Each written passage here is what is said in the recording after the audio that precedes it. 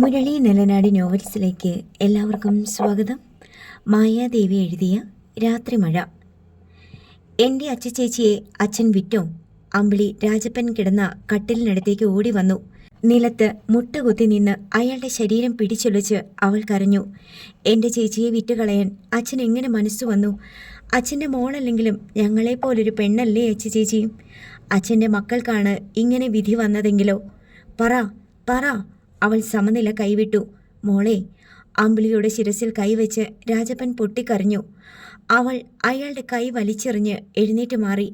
കാശ് കിട്ടിയ അച്ഛൻ ഞങ്ങളെയും വിൽക്കും. എൻ്റെ പൊന്നുമോളെ. രാജപ്പൻ വിറങ്ങലിച്ചു നിന്ന രേവതിയെയും ശ്യാമളയെയും മാറി മാറി നോക്കി വിതുമ്പി. അച്ഛനൊരു പാപിയായിപ്പോയി. എൻ്റെ ജീവൻ അങ്ങ് എടുക്കണേ. അയാൾ കണ്ണുകൾ ഇറുകി അടച്ചു കളഞ്ഞു. ഇനി ഒന്നും പറയരുതെന്ന് ശ്യാമള അമ്പിളിയെ ഒരു നോട്ടത്തിലൂടെ നോക്കി യാചിച്ചു. അവൾ കരഞ്ഞുകൊണ്ട് അകത്തേക്ക് ഓടിപ്പോയി. രേവതി രാജപ്പൻ്റെ കണ്ണുകൾ തുടച്ചു കൊടുത്തു. അയാൾ മകളെ നോക്കി ചുണ്ടു വിറച്ചു കരഞ്ഞു. പാപിയായിപ്പോയി. ഇവിടുന്ന് പോകുമ്പോൾ അവൾക്കെല്ലാം അറിയായിരുന്നച്ചാ. അവളോട് ഞാനെല്ലാം പറഞ്ഞിരുന്നു. ചെവള രാഘവനും SP-യും പിന്നാലെയുണ്ടെന്ന കാര്യം അർച്ചനയ്ക്കറിയാമായിരുന്നു. രാജപ്പൻ്റെ നോട്ടം രേവതിയുടെ മുഖത്ത് തറച്ചു നിന്നു. ഇന്നും ഒരു പോറൽ പോലും ഏൽക്കാതെ അച്ഛൻ എന്നെ കാണാൻ കഴിയുന്നത് അവളുടെ സന്മനസ്സുകൊണ്ട് മാത്രമാ. എൻ്റെ അതിസാമർഥ്യങ്ങളൊക്കെ തിരിച്ചടിയായപ്പോൾ ജീവിതം തിരിച്ചു പിടിച്ചു തന്നത് അർച്ചനയാ. അച്ഛനോട് ഇപ്പോഴും പറയാൻ കഴിയാത്ത ഒരുപാട് തെറ്റുകൾ ഞാനും ചെയ്തു. അവളില്ലായിരുന്നെങ്കിൽ ഇപ്പോൾ അച്ഛൻ്റെ മുന്നിൽ ഞാൻ ഉണ്ടാവുമായിരുന്നില്ല. രേവതിയുടെ കണ്ണുകൾ നിറഞ്ഞൊഴുകി തുടങ്ങി. ചലനമറ്റ് കിടക്കുകയായിരുന്നു രാജപ്പൻ. ഇവിടെ നിന്നിറങ്ങി പോകുമ്പോഴും അവളുടെ സങ്കടം ഞങ്ങളെ ഓർത്തായിരുന്നു. അമ്പിളിയെ പഠിപ്പിക്കണം, വലിയ നിലയിലെത്തിക്കണം. രേവതിക്ക് കരച്ചിൽ വന്നിട്ട് പൂർത്തിയാക്കാനായില്ല. ശ്യാമള സാരി തലപ്പുകൊണ്ട് കണ്ണു തുടച്ചു. അവൾക്ക് എന്താ സംഭവിച്ചത്? രാജപ്പന് ഒച്ച വീണ്ടെടുക്കാൻ കുറേ സമയം വേണ്ടി വന്നു. കാർത്തിയായനിയുടെ വീട്ടിൽ നിന്ന് രാഘവൻ അവളെ കൊണ്ടുപോയോ? ഇനിയെങ്കിലും പറ. രേവതി യാചിച്ചു. അവളെ കാണാൻ ഞാൻ അവിടെ ചെന്നപ്പോൾ ആ വീട്ടിൽ അവളില്ലായിരുന്നു. എന്നെ കണ്ടിട്ട് പോലുമില്ലെന്ന് പറഞ്ഞ് കാർത്തിയായനി കൈയൊഴിഞ്ഞു. അവളെ അവിടെ കൊണ്ടുവിട്ടതിന് തെളിവൊന്നുമില്ലല്ലോ. അർച്ചന അവിടെ നിന്ന് രക്ഷപ്പെട്ടു പോയതാവുമോ? അങ്ങനെയെങ്കിൽ കാർത്തിയായനി എന്നെ അറിയിച്ചേനെ. ഞാൻ അറിയാതെ ചെവള രാഘവൻ വന്ന് അവളെ കൊണ്ടുപോയി. എൻ്റെ ഈശ്വര, കൈവിട്ടു പോയല്ലോ. നെഞ്ചിൽ കൈവച്ച് ശ്യാമള വിലപിച്ചു. രാഘവൻ്റെ വീട് അച്ഛൻ അറിയില്ലേ? അവന് വീടൊന്നുമില്ല. അവനെ ആർക്കും ഒന്നും ചെയ്യാൻ കഴിയില്ല. രാജപ്പൻ കൂടുതലൊന്നും പറയാതെ കണ്ണുകൾ അടച്ചു. അടുക്കള വരാന്തയിൽ വന്ന് രേവതി ചിന്താധീനയായി ഇരുന്നു. തൂണും ചാരി ശില പോലെ അമ്പിളി ഇരിപ്പുണ്ട്. അച്ഛന് ഈ വിധി സമ്മാനിച്ചത് രാഘവൻ തന്നെ, അതിലൊരു സംശയവുമില്ല.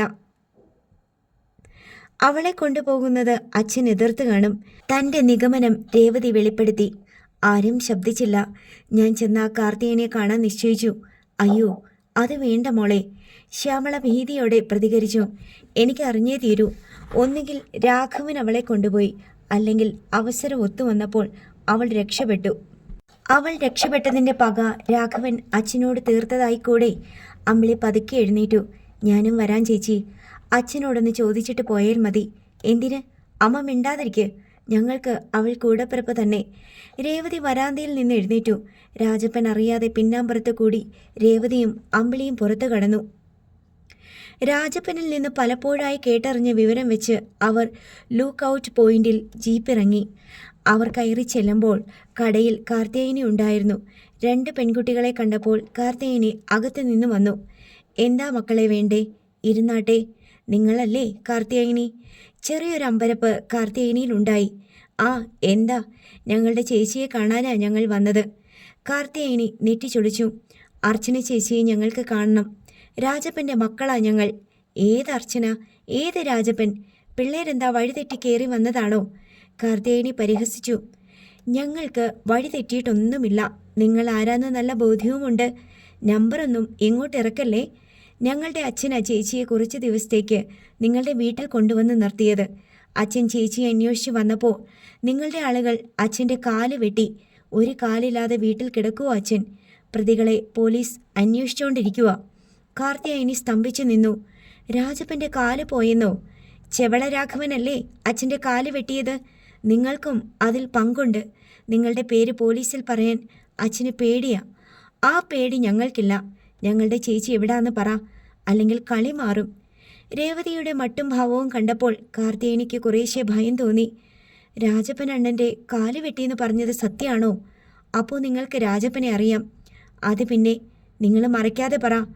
അവർ രണ്ടുപേരും കൂടി എൻ്റെ വീട്ടിലൊരു പെണ്ണിനെ കൊണ്ടുവന്ന് നിർത്തിയത് നേരാ. 2 ആഴ്ച കഴിഞ്ഞപ്പോൾ രാജപ്പൻ വന്ന് അവളെ കൂട്ടിക്കൊണ്ടുപോയി. രാഘവൻ കെട്ടിയ പെണ്ണാണെന്നാ പറഞ്ഞത്. മറ്റൊന്നും എനിക്കറിയില്ല പിള്ളേരെ. അമ്പിളി പതുക്കെ കരയാൻ തുടങ്ങി. അർച്ചനയെ രാഘവൻ കൊണ്ടുപോയെന്ന കാര്യം രേവതിക്ക് ഉറപ്പായി. രാഘവൻ്റെ വീടെവിടെയാ? എനിക്കറിയില്ല. കോയമ്പത്തൂരാന്ന് രാജപ്പനണ്ണൻ പറഞ്ഞ അറിവേ ഉള്ളൂ. അവൻ്റെ കൂടെ നിങ്ങളല്ലേ അവളെ കെട്ടിച്ചു വിട്ടത്? എന്നിട്ട് എന്നോട് ചോദിച്ചാൽ ഞാൻ എങ്ങനെ മറുപടി പറയും? കെട്ടിയോൻ വന്ന് അവൻ്റെ പെണ്ണിനെ കൊണ്ടുപോയി. രേവതിയും അമ്പിളിയും പുറത്തു വന്നു. അച്ചച്ചേച്ചിയെ നമ്മൾ ഇനി കാണില്ല. അച്ചച്ചേച്ചി നമ്മളെ വിട്ടുപോയി. റോഡിൽ നിന്ന് അമ്പിളി കരഞ്ഞു. കരയരുത് മോളെ. അവളെ ആശ്വസിപ്പിക്കാനുള്ള ശേഷി രേവതിക്കുമില്ലായിരുന്നു. ആവി പൊന്തുന്ന ചൂട് ചായ നിരഞ്ജന ജയന്തിക്കും വിശ്വനാഥനും കൊടുത്തു. എറണാകുളത്തെത്തിയതായിരുന്നു വിശ്വനാഥനും ജയന്തിയും. നിരഞ്ജന എതിരെയിരുന്നു. അവളിലായിരുന്നു രണ്ടുപേരുടെയും മുഴുവൻ ശ്രദ്ധയും. സുധിയുടെ ജീവിതം ഒരു ഞാണിന്മേൽ കളിയാണെന്ന് അവർക്കറിയാം. ആ ഞാൻ നിരഞ്ജനയുടെ കയ്യിലും. 1 മാസത്തിനുള്ളിൽ ഞങ്ങൾക്കൊരു കുഞ്ഞിനെ കിട്ടും. ഭൈസി വഴിക്ക. ചിരിയോടെ അവൾ പറഞ്ഞു. ഓ, ജയന്തി ആഹ്ലാദം പ്രകടിപ്പിച്ചു. വിശ്വനാഥൻ മിണ്ടാതിരുന്ന് ചായ ഊതി കുടിച്ചതേയുള്ളൂ. വിവരങ്ങളൊക്കെ പാതി മറിച്ചു വെച്ച് നിരഞ്ജന പറഞ്ഞു കേൾപ്പിച്ചു. ഞാനും സുധിയും കൂടി ചെന്ന് ആ പെൺകുട്ടിയെ കണ്ടു. കോളേജ് പഠനത്തിനിടയിൽ പറ്റിപ്പോയ അബദ്ധ. നല്ല തറവാട്ടിലെ പെൺകുട്ടിയാ. പ്രസവിച്ച കുഞ്ഞിനെ ഉപേക്ഷിച്ച് കളയാനാ തീരുമാനം. പെൺകുട്ടിയെ നിങ്ങൾ കാണേണ്ടിയിരുന്നില്ല. ജയന്തി ആശങ്കപ്പെട്ടു. നേരിട്ട് കണ്ടില്ല. അത്രയ്ക്ക് മണ്ടന്മാരല്ലല്ലോ ഞങ്ങൾ. അവൾ വളർന്നതും പഠിച്ചതും ബാംഗ്ലൂരിലാ. പ്രസവത്തിൽ നാട്ടിൽ കൊണ്ടുവന്നതാ. അത് നന്നായി അല്ലേ വിശ്വേട്ടാ? ജയന്തി ഭർത്താവിനെ നോക്കി. അയാൾ മൂളി. മോളുടെ വീട്ടിൽ വിഷയം അവതരിപ്പിച്ചോ? നിരഞ്ജന ചിരിച്ചു.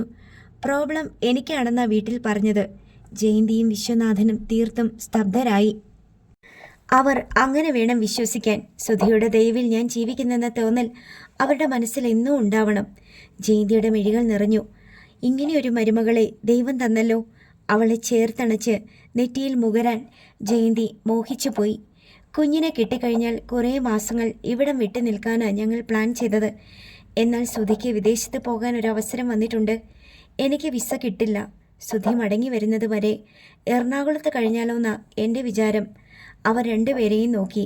സുധി എവിടേക്കാ പോകുന്നത്? വിശ്വനാഥൻ ശബ്ദിച്ചു. ഫ്രാൻസിലേക്കാ. അതൊക്കെ സുധി അച്ഛനോട് പറയും. കുഞ്ഞുമായി മോള് യാത്ര ഒഴിവാക്കുന്നതാണ് നല്ലത്. നമ്മുടെ ബന്ധുക്കൾ നിന്നെയും കുഞ്ഞിനെയും കാണാതിരുന്നാൽ പോരെ? അത് നമുക്ക് ചെയ്യാം. ജയന്തിയുടെ അഭിപ്രായത്തോട് നിരഞ്ജന അനുകൂലമായി തലയാട്ടി. ഡോർ തുറന്ന് സുധീഷ് അകത്തേക്ക് വന്നു. നിരഞ്ജന എഴുന്നേറ്റു. അച്ഛനും അമ്മയും ഒരറിയിപ്പുമില്ലാതെ? അവൻ ചെറുചിരിയോടെ എതിരെ വന്നിരുന്നു. ഇങ്ങോട്ട് വരാൻ അറിയിക്കണോ? ജയന്തിയാണ് പ്രതികരിച്ചത്. ഇടപ്പള്ളിയിലെ ഫ്ലാറ്റ് ഓപ്പൺ ആയിട്ടുണ്ട്. നിങ്ങൾക്ക് അങ്ങോട്ട് മാറാം. അത് പറയാനും കൂടിയാണ് ഞങ്ങൾ വന്നത്. വിശ്വനാഥൻ അറിയിച്ചു. നമുക്ക് കുഞ്ഞുമായിട്ട് ഗൃഹപ്രവേശം നടത്താം. അതല്ലേ സുധി നല്ലത്? പുതിയ സ്ഥലമാകുമ്പോൾ ഒരു വിശദീകരണവും വേണ്ട. നമ്മളും നമ്മുടെ കുഞ്ഞും. നിരഞ്ജനയുടെ മുഖം പ്രകാശിച്ചു. അത് മതി. ജയന്തി അനുകൂലിച്ചു. സുധീഷിന് ചായ എടുക്കാൻ പോയപ്പോൾ കൂടെ ജയന്തിയും ചെന്നു. ഞാനൊരു കാര്യം ചോദിച്ചാൽ അമ്മ സത്യം പറയുമോ? എന്താ മോളെ? അർച്ചന സുധിയിൽ നിന്ന് പ്രഗ്നൻ്റായ കാര്യം തന്നെ അച്ഛൻ വെറുതെ പറഞ്ഞതാണോ അതോ കബളിപ്പിക്കപ്പെട്ടതാണോ? ആ ചോദ്യത്തിനു മുമ്പിൽ ജയന്തി വിയർത്തു. കപ്പിലേക്ക് ചായ പകരുകയായിരുന്നു അവൾ. അത് മോളത് കാര്യമാക്കിയോ? നിരഞ്ജന ജയന്തിയെ ചിരിയോടെ നോക്കി. സുധിക്കൊപ്പം 2 നാൾ ഹോട്ടൽ മുറിയിൽ കഴിഞ്ഞതല്ലേ അർച്ചന? അതൊരു നിസ്സാര കാര്യമൊന്നുമല്ലല്ലോ. അച്ഛൻ കളവ് പറഞ്ഞതായി എനിക്ക് തോന്നുന്നില്ല. കള്ളം പറയാൻ തുനിഞ്ഞ ജയന്തിയുടെ നാവിന് നിരഞ്ജന വിലങ്ങിട്ടു. വിശ്വേട്ടൻ പറഞ്ഞത് സത്യം തന്നെ. സുധിയുടെ വിവാഹ തലേന്നാൾ അർച്ചന പ്രഗ്നൻ്റാന്ന് കോൾ വന്നു. പണം കൊടുത്ത് ആദ്യം ഒതുക്കി.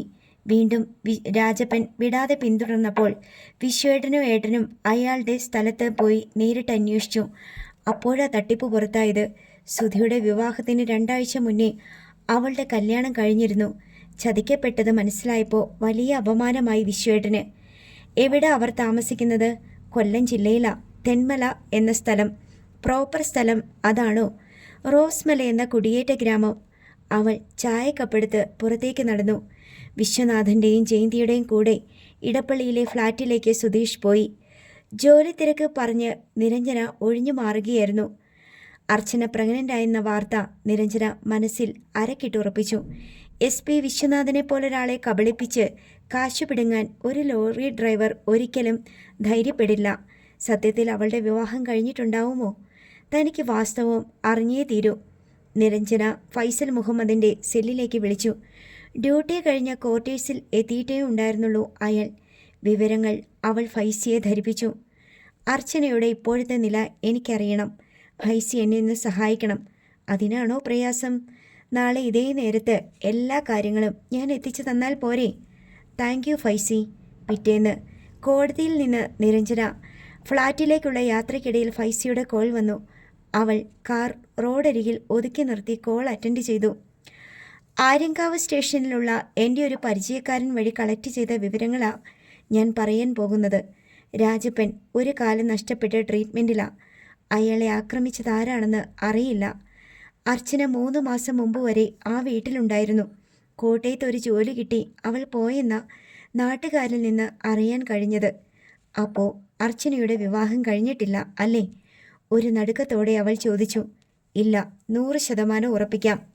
അവളെപ്പറ്റി മറ്റെന്തെങ്കിലും വിവരം കിട്ടിയിട്ടുണ്ടോ? അവളെ ആ നാട്ടിലുള്ളവർ അധികമൊന്നും കണ്ടിട്ടില്ല. മറ്റു പിള്ളേരെ പറ്റിയാ ആളുകൾ പറയുന്നത്.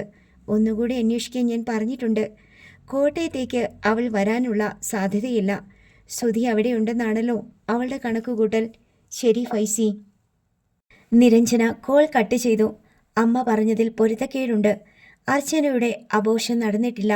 ഫൈസിയുടെ വാക്കുകളിൽ നിന്ന് ഊഹിക്കാവുന്നത് എന്താണ്? 6-7 മാസം പ്രഗ്നൻ്റായ അർച്ചന അധികമൊന്നും പുറത്തിറങ്ങാതെ ആ വീടിനുള്ളിൽ കഴിച്ചുകൂട്ടി.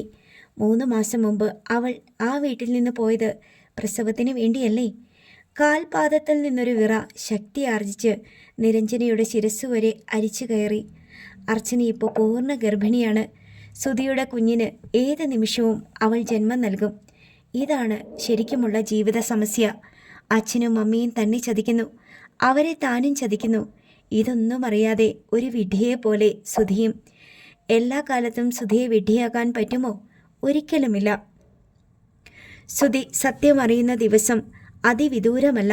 കണ്ണുകളിൽ ഇരുട്ട് നിറയുന്നത് പോലെ നിരഞ്ജനയ്ക്ക് തോന്നി. രാത്രി അർച്ചന ഞെട്ടിയുണരുകയായിരുന്നു. അടിവയറ്റിൽ അസഹ്യമായ വേദന അവൾക്ക് അനുഭവപ്പെടാൻ തുടങ്ങിയിരുന്നു. എഴുന്നേറ്റിരിക്കാൻ നോക്കിയിട്ട് ഒന്നനങ്ങാൻ കൂടി അർച്ചനയ്ക്ക് കഴിഞ്ഞില്ല. എത്ര കടിച്ചമർത്താൻ ശ്രമിച്ചിട്ടും ഉള്ള് കുത്തിപ്പൊളിക്കുന്ന വേദന അടക്കാനായില്ല. മുറിക്കുള്ളിൽ കൂരിരുട്ടായിരുന്നു. വലത് കൈ അടിവയറ്റിൽ പൊത്തിപ്പിടിച്ച് ഇടത് കൈയിലെ ചുവരിൽ പരതിയെങ്കിലും സ്വിച്ച് കണ്ടെത്താനായില്ല. വേദനയുടെ ഒരു ഉരുൾപൊട്ടൽ അനുഭവപ്പെട്ടതും അർച്ചന അലറിക്കരഞ്ഞുപോയി. അമ്മേ! അവൾ തലകുത്തി ഒന്നുയർന്നു. എൻ്റെ അമ്മേ! വാതിൽ തള്ളിത്തുറന്ന് രമണി അകത്ത് വന്നു. എന്താടി പെണ്ണേ? രമണി ലൈറ്റിട്ടു. കട്ടിലിൽ കിടന്ന് പൊളയുന്ന അർച്ചനയെ നോക്കി രമണി അഴിഞ്ഞു കിടന്ന മുടി സാവകാശം കെട്ടിവെച്ചു. ദയനീയമായി അർച്ചന രമണിയെ നോക്കി. ഞാൻ മരിച്ചു പോവും ചേച്ചി. കട്ടിലിൽ അള്ളിപ്പിടിച്ച് അവൾ കരഞ്ഞു. പേടിക്കാനൊന്നുമില്ല പെണ്ണേ, ഇത് പേറ്റ് നോവാ. പ്രസവിക്കണമെങ്കിൽ ഇത് സഹിച്ചേ തീരൂ. രമണി അടുത്തു വന്ന് നോക്കി. വയറ് താണിട്ടുണ്ട്.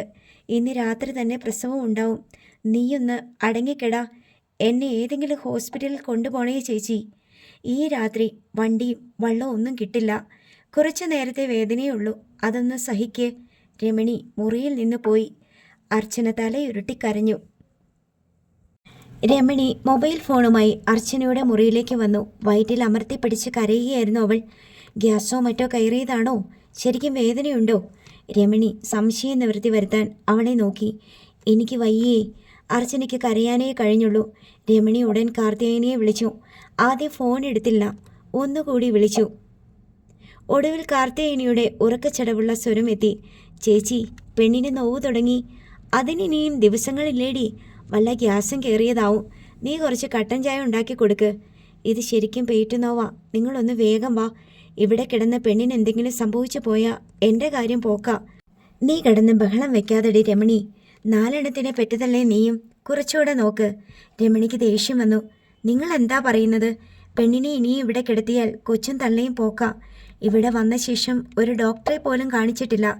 ശരിക്കു പറഞ്ഞാൽ ഈ പെണ്ണ് ഏതാ, എവിടുന്നാ എന്നൊന്നും എനിക്കറിയത്തില്ല. എന്നെ ചതിക്കല്ലേ. കൊച്ചു ചത്തു പോണെങ്കിൽ പോട്ടടി. ദേ, നിങ്ങൾ വരുന്നോ ഇല്ലയോ? ഇനി ഒരു നിമിഷം പെണ്ണിനെ ഞാനിവിടെ കിടത്തില്ല. ഏതെങ്കിലും ആശുപത്രിയിൽ എത്തിക്കാൻ പോവുക. പുളയുന്ന അർച്ചനയെ നോക്കി രമണി പറഞ്ഞു. അത് വേണ്ടടി, ഞാൻ ഇപ്പോൾ തന്നെ വരാം. ഞാൻ വരാതെ നീ ഒരിടത്തേക്ക് അവളെ കൊണ്ടുപോകരുത്. അരമണിക്കൂർ കൂടി ഞാൻ നോക്കും. രമണി കോൾ കട്ട് ചെയ്തു. ചെറിയൊരാശ്വാസം അർച്ചനയ്ക്ക് അനുഭവപ്പെട്ടു. അവൾ രമണിയെ അടുത്തേക്ക് വിളിച്ചു. കാർത്തി ചേച്ചി ഇപ്പോൾ എത്തും. ഒത്തിരി ദൂരമില്ലേ അവർക്ക് വരാൻ. എന്നെ പുനലൂരിലുള്ള ആശുപത്രിയിൽ എത്തിച്ചാൽ മതി. അവിടുത്തെ ഡോക്ടറെയാ ഞാൻ കണ്ടത്. ഒരു വണ്ടി വിളിച്ച് നമുക്ക് പോകാം. അർച്ചന യാചിച്ചു. പുനലൂര് പോകാൻ ഇവിടുന്ന് ഒത്തിരി ദൂരമുണ്ട്. എളുപ്പത്തിലെത്തുന്നത് വിതുരയ്ക്കോ നെടുമങ്ങാടിനോ ആണ്. എന്തായാലും കാർത്തി ചേച്ചി വരാതെ ഒന്നിനും പറ്റില്ല. ചേച്ചിക്ക് ഞാൻ എന്ത് വേണമെങ്കിലും തരാം. എന്നെ പുനലൂരിലെത്തിച്ചാൽ മതി. അവിടെയുള്ള ഒരു ഡോക്ടറുടെ നമ്പർ എൻ്റെ കയ്യിലുണ്ട്. എന്നെ സഹായിക്കണേ. ഈ ഭാഗത്തൊന്നും ഒരു വണ്ടി കിട്ടില്ല. കാർത്തു വേഗം വരാൻ വേണ്ടിയാ നിന്നെ ഞാൻ ഹോസ്പിറ്റലിൽ കൊണ്ടുപോകുന്നു എന്ന് പറഞ്ഞത്. അവർ വരാതെ ഒന്നിനും കഴിയില്ല. രമണി മുറിയിൽ നിന്ന് പോയി. എഴുന്നേൽക്കാൻ നോക്കിയിട്ട് അർച്ചനയ്ക്ക് കഴിഞ്ഞില്ല. കട്ടിലിന് കീഴെ ഇരിക്കുന്ന ബാഗിൽ ഡോക്ടർ ഹിമ വാസുദേവൻ്റെ ഫോൺ നമ്പറുണ്ട്. ഈശ്വര, അവസാന ഘട്ടത്തിൽ കൈവിടിയുകയാണോ? അല്പം കഴിഞ്ഞപ്പോൾ കട്ടൻ ചായയുമായി രമണി വന്നു. ഇതൊന്ന് കുടിക്ക്, ഗ്യാസ് കയറിയതാണെങ്കിൽ ഇറങ്ങിക്കോളും. രമണി അർച്ചനയെ താങ്ങി പിടിച്ച് ചുവരോട് ചേർത്തിരുത്തി. ചേച്ചി, ഒരു നമ്പറിലേക്ക് വിളിച്ച് എനിക്ക് ഒന്ന് തരാമോ? ഫോൺ നമ്പർ പറഞ്ഞു തരാം. ആരെയെ വിളിക്കാനുള്ളത്? ഈ നാട്ടിൽ നിനക്കങ്ങനെ പരിചയക്കാരായി ആരുമില്ലെന്നല്ലേ പറഞ്ഞത്? രമണിയുടെ മുഖത്ത് സംശയം നിഴലിച്ചു. ഞാൻ ആദ്യം കണ്ട ഡോക്ടറുടെ നമ്പറാ. അവർ എന്തെങ്കിലും സഹായം ചെയ്തു തരും. നീ അതൊക്കെ കാർത്തുവിനോട് പറ. അവരുടെ അനുവാദമില്ലാതെ എനിക്കൊന്നും ചെയ്യാൻ പറ്റില്ല. വയറ്റിൽ അമർത്തി പിടിച്ച് അർച്ചന ചുവർ ചാരി ഇരുന്ന് കരഞ്ഞു. അരമണിക്കൂർ കഴിഞ്ഞപ്പോൾ ഒരു വാഹനത്തിൻ്റെ ഇരമ്പൽ കേട്ടു. രമണി വേഗം ചെന്ന് വാതിൽ തുറന്നു. മുറ്റത്ത് വന്നു നിന്നത് ഒരു മാരുതി വാനായിരുന്നു. മുൻ സീറ്റിൽ നിന്ന് കാർത്തിയായനി ഇറങ്ങുന്നത് രമണി കണ്ടു. കാർത്തിയായനി വരാന്തയിലേക്ക് കയറി. ഇപ്പോൾ എങ്ങനെയുണ്ട്? പെണ്ണിന് പേറ്റ് നോവ് തന്നെ. ആദ്യത്തെ നോവ് ഒന്നടങ്ങി. മിക്കവാറും ഇന്ന് തന്നെ പ്രസവം നടക്കും. കാർത്തിയായനി മുറിയിൽ ചെന്നപ്പോൾ അർച്ചന കിടക്കുന്നത് കണ്ടു. കാർത്തിയായനി മുന്നിലെത്തിയതും അവൾ കരയാൻ തുടങ്ങി. എന്നെ ഹോസ്പിറ്റലിലേക്ക് കൊണ്ടുപോയി ചേച്ചി. കാർത്തിയായനിയുടെ കയ്യിൽ പിടിച്ചു. നീ എണീക്ക്. കാർത്തിയായനിയും രമണിയും ചേർന്ന് അർച്ചനയെ പിടിച്ചിരുത്തി. എന്നെ പുനലൂരിലെ ഹോസ്പിറ്റലിലേക്ക് കൊണ്ടുപോണേ ചേച്ചി. മെഡിക്കൽ റിപ്പോർട്ടെല്ലാം എൻ്റെ ബാഗിലുണ്ട്. പ്രൈവറ്റ് ഹോസ്പിറ്റലാണോ അത്? അതെ, അവിടെ അവൾക്ക് പരിചയമുള്ള ഒരു ഡോക്ടറുണ്ടത്രേ, രമണി പറഞ്ഞു. കാർത്തിയായനിക്ക് അപകടം മണത്തു. ഡോക്ടറുടെ ഫോൺ നമ്പർ എൻ്റെ കയ്യിലുണ്ട്. പ്രൈവറ്റ് ഹോസ്പിറ്റലിൽ ചെന്ന് കയറിയാലേ 10,000 20,000 ബില്ലാവും. അതാര് കൊടുക്കാനാ? രാജപ്പൻ കൈയൊഴിഞ്ഞ നിലയ്ക്ക് ഞാൻ എന്ത് ചെയ്യാനാ? നിന്റെ സങ്കടം കണ്ടിട്ടാ രക്ഷപ്പെടുത്താമെന്ന് വെച്ചത്. പാവങ്ങൾക്ക് ശരണം സർക്കാർ ആശുപത്രിയെ പെണ്ണേ. കാർത്തിയായനിയും രമണിയും ചേർന്ന് അർച്ചനയെ എഴുന്നേൽപ്പിച്ച് നിർത്തി. വേദനയുണ്ടോടി? അവൾ മൂളി. ആ ബാഗ് എടുത്തേടി. രമണി കട്ടിലിൻ്റെ അടിയിൽ ഇരുന്ന ബാഗ് എടുത്തു. രണ്ടുപേരും കൂടി അവളെ പുറത്തു കൊണ്ടുവന്നു. പെണ്ണിനെയും കൊണ്ട് നേരെ ആശുപത്രിയിൽ പോയാൽ മതിയോ? ഡ്രസ്സുകളൊക്കെ വേണ്ടേ? രമണി ചോദിച്ചു. എല്ലാ ഒരുക്കത്തോടെയാണ് ഞാൻ വന്നത്. എനിക്ക് കൈയൊഴിയാൻ പറ്റില്ലല്ലോ. കാർത്തിയായനി അർച്ചനയെ മാരുതി ഓമ്നിയിൽ കയറ്റി. അർച്ചനയുടെ ബാഗ് വാങ്ങി വെച്ചു. അവളും വണ്ടിയിൽ കയറി. എന്നാ വിട്ടോടാ ആംബ്രോസേ. ഡ്രൈവർ വണ്ടിയെടുത്തു. ഏത് ഹോസ്പിറ്റലിലേക്കാണ് ചേച്ചി നമ്മൾ പോണത്? നിനക്ക് പ്രസവിച്ചാൽ പോരെ? ഓമ്നി റോഡിലിറങ്ങി മൂടൽ മഞ്ഞിലൂടെ വേഗത്തിൽ ഓടാൻ തുടങ്ങി. ഇനി ഒന്നും പറഞ്ഞിട്ട് കാര്യമില്ലെന്ന് അർച്ചനയ്ക്ക് അറിയാമായിരുന്നു. ഏതെങ്കിലും ഒരു ഹോസ്പിറ്റലിൽ അഭയം തേടുക മാത്രമേ മുന്നിലുള്ളൂ. അർദ്ധരാത്രി ആയതിനാൽ റോഡ് വിജനമായിരുന്നു. പരമാവധി വേഗത്തിലാണ് വണ്ടി ഓടിയത്. വയർ താങ്ങി പിടിച്ച് അർച്ചന കണ്ണുകൾ അടച്ചിരുന്നു. കണ്ണു തുറക്കുമ്പോൾ ഏതോ വലിയ നഗരത്തിൽ എത്തിയതായി അവൾ അറിഞ്ഞു. മഞ്ഞിച്ച വെട്ടത്തിൽ സ്ഥലം ഏതെന്ന് അവൾക്ക് മനസ്സിലായില്ല.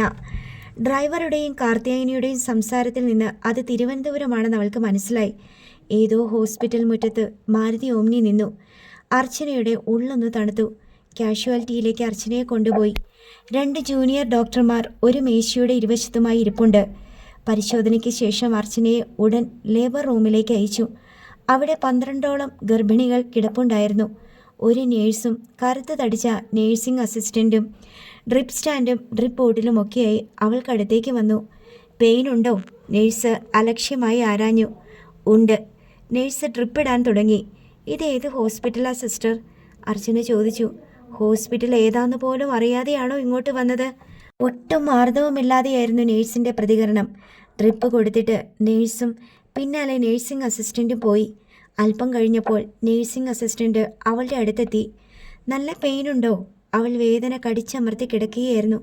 എങ്കിലും മൂളി. എവിടാ നിന്റെ വീട്? തെന്മല. SITയിലാ വരുന്നതെന്ന് കൂടെ വന്നവർ എന്നോട് പറഞ്ഞില്ലേ? അർച്ചനയ്ക്ക് മറുപടി പറയാനായില്ല. നിന്റെ ഭർത്താവ് എന്ത് ചെയ്യുക? എനിക്ക് ഭർത്താവില്ല. നേഴ്സിംഗ് അസിസ്റ്റൻ്റ് അവളെ അടിമുടി ഒന്ന് നോക്കി. മരിച്ചുപോയോ ഉപേക്ഷിച്ചു പോയോ? അതോ ഉപേക്ഷിച്ചു പോയി.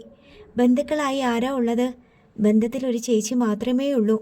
അവരുടെ കൂടെയാ ഞാൻ. അപ്പോൾ നിനക്ക് വീടൊന്നുമില്ലേ? ഇല്ല. അർച്ചനയുടെ കണ്ണുകൾ നിറഞ്ഞൊഴുകാൻ തുടങ്ങി. പെയിൻ കൂടുമ്പോൾ വിളിക്ക്. ആ സ്ത്രീ അവിടെ നിന്ന് പോയി. വേദന കൊണ്ട് അർച്ചന പുളയാൻ തുടങ്ങി.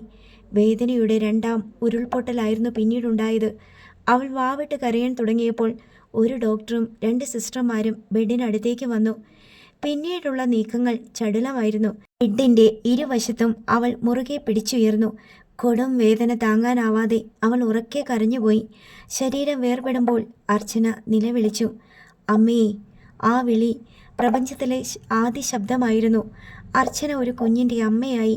വേദനയുടെ കെട്ടഴിഞ്ഞ് ആലസ്യത്തിലേക്ക് ചായുമ്പോൾ ഒരു ശബ്ദം അവളുടെ കാതിൽ വീണു. ആൺകുഞ്ഞ്. അവളുടെ ഇമകൾ കൂമ്പിയടഞ്ഞു. നിലത്ത് ചുമർ ചാരിയിരുന്ന് കാർത്തിയായിനെ കൂട്ടുവായിട്ടു. മൊബൈൽ ഫോൺ എടുത്ത് അവൾ ഞെക്കി നോക്കി. സമയം 4:30. വെളുക്കാൻ ഇനിയും സമയമുണ്ട്. ഒരു കൊതുക് കയ്യിൽ വന്നിരുന്നപ്പോൾ ഊക്കോടെ അടിച്ചിട്ട് കാർത്തിയായിനി എന്തോ പിറുപിറുത്തു. ലേബർ റൂമിൻ്റെ വാതിൽ തുറക്കുന്നതറിഞ്ഞ് കൂട്ടിരിപ്പുകാരുടെ സംഘം ജാഗരൂകരായി. ഒരു നേഴ്സ് മുഖം കാണിച്ചു. അർച്ചനയുടെ കൂടെയുള്ളത് ആരാ? കാർത്തിയായിനി എഴുന്നേറ്റ് ചെന്നു. എന്താ സിസ്റ്ററെ? അർച്ചന പ്രസവിച്ചു. ആൺകുഞ്ഞ്. നേഴ്സ് വാതിലടച്ചു. രോഹിണിയാണല്ലോ, ഭഗവാന്റെ നക്ഷത്രം.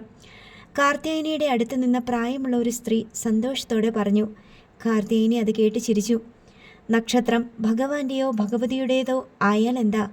അതിൻ്റെ വിധി കാർത്തിയായനി നിശ്ചയിച്ചു കഴിഞ്ഞു. ഇന്നലെ മുഴുവനും പെൺകുഞ്ഞുങ്ങളായിരുന്നു. ഇന്ന് പിറക്കുന്നതൊക്കെ ആൺകുഞ്ഞുങ്ങളാവും. അതിൻ്റെ തുടക്ക. മറ്റൊരു സ്ത്രീ പ്രത്യാശിച്ചു. ബുദ്ധിമുട്ടിക്കാതെ കാര്യം നടന്നു കിട്ടിയ ആശ്വാസത്തിലായിരുന്നു കാർത്തിയായനി. സുഖപ്രസവമായ നിലയ്ക്ക് മിക്കവാറും നാളെ വിട്ടെന്നും വരും. കട്ടൻ കാപ്പി വാങ്ങാനിറങ്ങിയപ്പോൾ കാർത്തിയായനി ചെവള രാഘവനെ വിളിച്ചു. എന്തായി? പെണ്ണിൻ്റെ പ്രസവം കഴിഞ്ഞോ? വെളുപ്പിന് കഴിഞ്ഞു. നമ്മുടെ ഭാഗ്യത്തിന് സുഖപ്രസവം. നാളെയോ മറ്റന്നാളോ ഇവിടുന്ന് വിടും. കൊച്ചും തള്ളയും സുഖമായിട്ടിരിക്കുന്നു. പറഞ്ഞതൊക്കെ ഓർമ്മയുണ്ടല്ലോ. അവളെയും കൊണ്ട് വേണം നീ തിരിച്ചു വരാൻ. ആ കൊച്ചു ജീവനോടെ ഉണ്ടാവരുത്. അതെന്ത് പറച്ചില്ല രാഘവൻ ചേട്ടാ? ഞാൻ ഇത്രയും കഷ്ടപ്പെട്ടത് പിന്നെ എന്തിനാ? അവളെയും കൊച്ചിനെയും കൊണ്ട് തന്നെ ഞാൻ ഇവിടുന്ന് പുറപ്പെടും. വീട്ടിലെത്തുമ്പോൾ കൂടെ അവൾ മാത്രമേ ഉണ്ടാവൂ. ഉടനെ വന്ന് ചേട്ടൻ അവളെ കൊണ്ടുപോകാം. നീ മിടിക്കുക. കാശ് ചെലവാക്കുന്നതിൽ പിശുക്കൊന്നും വേണ്ട, ഞാൻ തന്നോളാം. ശരി ചേട്ടാ. റോഡ് മുറിച്ച് കടക്കാറായപ്പോൾ കാർത്തിയായനി കോൾ കട്ട് ചെയ്തു. ഒരു നേഴ്സിംഗ് അസിസ്റ്റൻ്റ് കുഞ്ഞിനെ അർച്ചനയുടെ അരികിൽ കൊണ്ടുവന്ന് കിടത്തി. തൻ്റെ കുഞ്ഞിനെ അർച്ചന കൺകുളിർക്കെ കണ്ടു. മുല കൊടുക്കുമ്പോൾ അവൾ കുഞ്ഞിനെ ചേർത്തണച്ചു. എൻ്റെ പൊന്നു മോനെ, നിന്റെ മുഖമൊന്ന് കാണാനല്ലേടാ അമ്മ സങ്കടങ്ങളൊക്കെ സഹിച്ചത്. എല്ലാ പരീക്ഷണങ്ങളും കഴിഞ്ഞ് അമ്മ നിന്നെ കണ്ടു. അവളുടെ കണ്ണുകൾ നിറഞ്ഞൊഴുകി. റോസാദളങ്ങൾ പോലുള്ള കാലുകൾ വായുവിൽ തുഴഞ്ഞ് കൈകൾ ചുരുട്ടി പിടിച്ച് അവൻ ജീവാമൃതം നുകർന്നു. കറുത്ത് തടിച്ച നേഴ്സിംഗ് അസിസ്റ്റൻ്റ് അവളുടെ അടുത്ത് വന്നു. കൃതജ്ഞതയോടെ അർച്ചന അവരെ നോക്കി മന്ദഹസിച്ചു. ആൺകുഞ്ഞാലേ? അതെ. അവരുടെ നോട്ടം കുഞ്ഞിൽ തന്നെയായിരുന്നു. അവിടെ വന്ന ശേഷം തന്നോട് എന്തെങ്കിലും 2 വാക്ക് പറഞ്ഞത് ആ സ്ത്രീയാണെന്ന് അർച്ചന ഓർത്തു. പുറത്ത് കാത്തിരിക്കുന്ന കാർത്തിയായനിയുടെ മനസ്സിൽ എന്താണെന്ന് അവൾക്കറിയാമായിരുന്നു. തന്നെയും കുഞ്ഞിനെയും വീട്ടിലെത്തിച്ചാലുടൻ അവൾ രാഘവനെ വിവരം അറിയിക്കും. അയാൾ വന്ന് തന്നെയും മോനെയും കൊണ്ടുപോകും. ആ യാത്രയിൽ കുഞ്ഞിനെ തനിക്ക് നഷ്ടമായെന്നും വരും. അതിനു മുമ്പ് കുഞ്ഞുമായി ഡോക്ടർ ഹിമ വാസുദേവിൻ്റെ മുന്നിലെത്തണം. ഇനി ഇവിടെ നിന്ന് രക്ഷപ്പെടാനുള്ള പഴുതുകളാണ് തേടേണ്ടത്. ഒരു സഹായം ചെയ്യാമോ സിസ്റ്റർ? അവൾ നേഴ്സിംഗ് അസിസ്റ്റൻറ്റിനെ നോക്കി. എന്താ പറഞ്ഞു? ആ സ്ത്രീ താല്പര്യം കാണിച്ചു. എനിക്കൊരു നമ്പർ വിളിച്ചു തരാമോ? അത് കൊള്ളാമല്ലോ. അതിനല്ലേ നിന്റെ കൂടെ ആളുള്ളത്? അവൾ സങ്കോചപ്പെട്ടു. അവർക്കറിയാത്ത ആളാ. കൗശലത്തോടെ ആ സ്ത്രീ അർച്ചനയെ വീക്ഷിച്ചു. കൂട്ടിരിപ്പുകാരി അറിയാതെയാണോ വിളിക്കേണ്ടത്? നിവൃത്തി കേടുകൊണ്ട് അർച്ചന തലയാട്ടി. ആരെയാ വിളിക്കേണ്ടത്? പുനലൂരിലുള്ള ഒരു ഡോക്ടറെയാ ഞാൻ ആദ്യം കണ്ടത്, ആ മാഡത്തെയാ. പിന്നെന്താ ഡെലിവറിക്ക് അങ്ങോട്ട് പോകാതിരുന്നത്? ഞാൻ അവിടെ നിന്ന് താമസം മാറിയിരുന്നു. ആ ഡോക്ടറെ വിളിച്ചിട്ട് എന്ത് പറയാനാ? പ്രസവിച്ച വിവരം പറയാനാണോ? അതിനിനിയും സമയമുണ്ടല്ലോ. അവൾ ഒന്നും പറഞ്ഞില്ല. എന്തായാലും നീ പറ, നമുക്ക് പരിഹാരമുണ്ടാക്കാം. അവരെ വിശ്വസിക്കാമോ ഇല്ലയോ എന്നൊരു നിമിഷം ചിന്തിച്ചു. ഈ സ്ത്രീയോട് കാര്യങ്ങൾ പറഞ്ഞാലുള്ള കുഴപ്പം എന്താണ്? ആശ്രയിക്കാൻ ഇവരല്ലാതെ മറ്റാരും ഉണ്ടാവുമെന്ന് തോന്നുന്നില്ല. വാർഡിലേക്ക് പോയാൽ കാർത്തിയായനിയുടെ നിയന്ത്രണത്തിലാവും താൻ. ഡെലിവറി കഴിഞ്ഞാൽ എന്നെയും കുഞ്ഞിനെയും സഹായിച്ചോളാമെന്ന് അവർ പറഞ്ഞിട്ടുണ്ട്.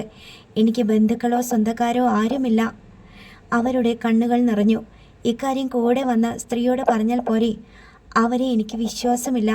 അവരുടെ കൂടെ പോയാൽ ഞങ്ങളുടെ ജീവിതം അപകടത്തിലാവും. എനിക്ക് എൻ്റെ കുഞ്ഞിനെ നഷ്ടമാവും. അർച്ചന ചുണ്ടമർത്തി കരഞ്ഞു. അവൾ ഒരു കുഴപ്പക്കാരിയാണോ? അർച്ചന തലയനക്കി. എന്താ അവളുടെ പേര്? കാർത്തിയായനി. സിസ്റ്റർ ഒന്നും ചോദിക്കരുതേ. എന്തെങ്കിലും സംശയം അവർക്കുണ്ടായാൽ രക്ഷപ്പെടാനാവില്ല. കാര്യങ്ങൾ ഗ്രഹിച്ച മട്ടിൽ ആ സ്ത്രീ തലയാട്ടി. നീ ധൈര്യമായിരിക്കെ. ഇവിടെ കിടന്ന പേഷ്യൻറ്റിന് ഫോൺ ചെയ്യാനൊന്നും പറ്റില്ല. നീ ആ ഡോക്ടറുടെ നമ്പർ പറഞ്ഞതാ. ഞാൻ വിളിച്ച് വിവരം പറയാം. അവർക്ക് അങ്ങനെ ഒരു മനസ്സ് വരുമെന്ന് വിശ്വസിക്കാൻ അർച്ചനയ്ക്ക് കഴിഞ്ഞില്ല. ആ സ്ത്രീ പോക്കറ്റിൽ നിന്ന് ഒരു കഷ്ണം പേപ്പറും പേനയും എടുത്തു. അർച്ചന ഡോക്ടർ ഹിമ വാസുദേവൻ്റെ നമ്പർ പറഞ്ഞു കൊടുത്തു. ആ സ്ത്രീ അത് കുറിച്ചെടുത്തു. ഇവിടെ ആരും ഇതറിയരുത്. ഇല്ല സിസ്റ്റർ, ഉടനെ ആരെയെങ്കിലും ഇവിടേക്ക് അയക്കാൻ പറയണേ. ആ സ്ത്രീ അവിടെ നിന്ന് പോയി. അർച്ചന കുഞ്ഞിനെ ചേർത്ത് പിടിച്ചു. നമ്മളെ രക്ഷിക്കാൻ ഒരാൾ വരും മോനെ. അവൻ്റെ കാതിനരികിൽ അവൾ മന്ത്രിച്ചു. 9 മണിയോടെ അർച്ചനയെയും കുഞ്ഞിനെയും വാർഡിൽ കൊണ്ടുവന്ന് കിടത്തി. കാർത്തിയായനി അവളുടെ മുന്നിലേക്ക് വന്നു. സന്തോഷമായല്ലോ. ചേച്ചിയോട് എങ്ങനെ നന്ദി പറയണമെന്ന് എനിക്കറിയില്ല. ആരുമില്ലാത്ത എന്നെ ഒരനിയത്തിയെപ്പോലെ സംരക്ഷിച്ചില്ലേ? ബന്ധുക്കൾക്ക് പോലും തോന്നാത്തതാ ചേച്ചിക്കുണ്ടായത്. നന്ദിയോടെ അവൾ കാർത്തിയായനിയെ നോക്കി. നീയും എന്നെ പോലൊരു പെണ്ണല്ലേ? പിന്നെ നിന്റെ കഷ്ടപ്പാടൊക്കെ അറിഞ്ഞപ്പോൾ സങ്കടവും തോന്നി. ആ SP കൊണ്ടുപോയെങ്കിലുള്ള അവസ്ഥ അറിയാലോ. അവൾ തലയാട്ടി. നാളെ വിടാനാ സാധ്യത. നിനക്ക് നിന്റെ കൊച്ചിനെ എത്ര കാലം വേണമെങ്കിലും എൻ്റെ വീട്ടിൽ കഴിയാം. കാർത്തിയായനി കുഞ്ഞിനെ നോക്കി. സുന്ദരനാണല്ലോ. ഇവൻ്റെ അച്ഛനും സുന്ദരനായിരുന്നല്ലേ? അർച്ചനയുടെ മനസ്സിൽ സുധീഷിൻ്റെ മുഖം തെളിഞ്ഞു. അവളുടെ കണ്ണുകൾ നിറയാൻ തുടങ്ങി. സുധി അറിയുന്നുണ്ടോ ഒരച്ഛനായ വിവരം? രോഹിണിയ നക്ഷത്രം, ശ്രീകൃഷ്ണൻ്റെ നാളാ. കാർത്തിയായനി പറഞ്ഞു. എൻ്റെ മോനും ഭഗവാനെ പോലെ ഏത് പ്രതിസന്ധിയെയും അതിജീവിക്കുമെന്ന് അവൾ ഓർത്തു. പ്രസവിച്ച വീണയുടൻ ഭഗവാന്റെ ജീവൻ രക്ഷിക്കാൻ അച്ഛനുണ്ടായിരുന്നു. തൻ്റെ മോൻ്റെ ജീവൻ രക്ഷിക്കാൻ അമ്മ മാത്രമേ ഉള്ളൂ. ഞാൻ കാപ്പി വാങ്ങി വരാം. ബാഗിലിരുന്ന പേഴ്സ് എടുത്ത് കാർത്തിയായനി വാർഡിൽ നിന്ന് പോയി. ആ നേഴ്സിംഗ് അസിസ്റ്റൻ്റ് വരുന്നുണ്ടോ എന്ന് വാർഡിൻ്റെ അങ്ങേയറ്റത്തേക്ക് കണ്ണു നട്ട് അർച്ചന കിടന്നു. ഹോസ്പിറ്റലിൽ നിന്നിറങ്ങി ഹോട്ടലിലേക്ക് നടക്കുകയായിരുന്നു കാർത്തിയായനി. അമ്മയുടെയും കുഞ്ഞിൻ്റെയും കൂറ്റൻ പ്രതിമയുടെ അടുത്തെത്തിയപ്പോൾ പിന്നിലൊരു വിളി കേട്ടു. കാർത്തിയായനി ചേച്ചിയേ. കാർത്തിയായനി തിരിഞ്ഞു നോക്കി. 2 ചെറുപ്പക്കാർ തൻ്റെ നേരെ നടന്നു വരുന്നത് കണ്ടു. ജീൻസും ഷർട്ടുമാണ് 2 പേരുടെയും വേഷം. ഒരാൾ മുടി നീട്ടി വളർത്തിയിട്ടുണ്ട്. മറ്റേ ചെറുപ്പക്കാരന് താടിയുണ്ട്. തനിക്ക് ഓർമ്മയില്ലെങ്കിലും തൻ്റെ കടയിൽ വന്ന് വാറ്റ് കഴിച്ച ചെറുപ്പക്കാരാണെന്ന് കാർത്തിയായനിക്ക് തോന്നി. എന്താടാ പിള്ളേരെ? കാർത്തിയായനി വെറ്റിലച്ചാറ് റോഡിലേക്ക് തുപ്പി. കാർത്തിയായനി ചേച്ചിയാണല്ലേ? ഒരാൾ ചിരിയോടെ ചോദിച്ചു. അതെ, എനിക്ക് നിങ്ങളെ ഓർമ്മ വരുന്നില്ല. ഓർമ്മ വരാൻ നമ്മൾ മുമ്പ് കണ്ടിട്ടൊന്നുമില്ല. താടിക്കാരൻ ചിരി മായാതെ പറഞ്ഞു. പിന്നെങ്ങനെയാ നിങ്ങൾ എൻ്റെ പേര് വിളിച്ചത്? ഇവിടെ ഞങ്ങൾക്കാവശ്യമുള്ള ആരൊക്കെ വരുന്നു പോകുന്നു എന്നൊക്കെ ഞങ്ങൾ കൃത്യമായി അറിയും. ചേച്ചി ഇവിടെ വന്നത് ആരുമില്ലാത്ത ഒരു പെണ്ണിന് വേണ്ടിയിട്ടല്ലേ? അവളുടെ പ്രസവം ഇന്ന് വെളുപ്പിന് കഴിഞ്ഞു. ഒരാൺകുഞ്ഞ്, ശരിയല്ലേ? കാർത്തിയായനി 2 പേരെയും തറപ്പിച്ചു നോക്കി. ആരാ നിങ്ങൾ? അങ്ങനെ ചോദിക്കു ചേച്ചി. ഞാൻ സാബു, ഇവൻ ബാബു. ചേച്ചി ഇപ്പോൾ അങ്ങനെ കരുതിക്കോ. ചേച്ചിയുടെ കയ്യിലോട്ട് ലക്ഷങ്ങൾ വരാൻ പോകുന്ന ഒരു കാര്യമാണ് ഞങ്ങൾക്ക് പറയാനുള്ളത്. ചേച്ചി വന്നാട്ടെ, നമുക്ക് ആ കാറിനടുത്ത് നിന്ന് സംസാരിക്കാം. ഈ സ്ഥലം അത്ര സേഫല്ല. പാർക്ക് ചെയ്ത സ്കോർപിയോയുടെ നേരെ അവർ നടന്നു. കാർത്തിയായനി കൂടെ ചെന്നു. അവർ കാറിനുള്ളിൽ കയറിയിരുന്നു. കാർത്തിയായനി പുറത്തു നിന്നു. വളച്ചുകെട്ടാതെ കാര്യം പറയാം. ഞങ്ങൾക്കൊരു ആൺകുഞ്ഞിനെ വേണം. ചേച്ചിയുടെ കൺട്രോളിലുള്ള ആ കൊച്ചിനെ ഞങ്ങൾക്ക് തന്നാൽ 3 ലക്ഷം രൂപ ഞങ്ങൾ കൈയോടെ ചേച്ചിക്ക് തരും. കാർത്തിയായനി മിഴിച്ചു നിന്നു. ചതിയും വഞ്ചനയും ഒന്നും ഈ ഇടപാടിലില്ല. കാരണം ഞങ്ങൾ ഈ ബിസിനസ് മുന്നോട്ട് കൊണ്ടുപോകുന്നവരാ. 5 ലക്ഷം രൂപയാ കുഞ്ഞിനെ കൈമറിച്ചു കൊടുത്താൽ കിട്ടുന്നത്. അതിൽ 3 ചേച്ചിക്ക്, 2 ഞങ്ങൾക്കുള്ളൂ. സമ്മതമാണെങ്കിൽ ചേച്ചി ഇപ്പോൾ പറയണം. താടിക്കാരൻ പറഞ്ഞു. കാർത്തികേയനിക്ക് രണ്ടാമതൊന്ന് ചിന്തിക്കേണ്ടി വന്നില്ല. സമ്മതം. എന്നാൽ അഡ്വാൻസ് കൈയോടെ പിടിച്ചോ. 1 ലക്ഷം. നോവൽ തുടരും.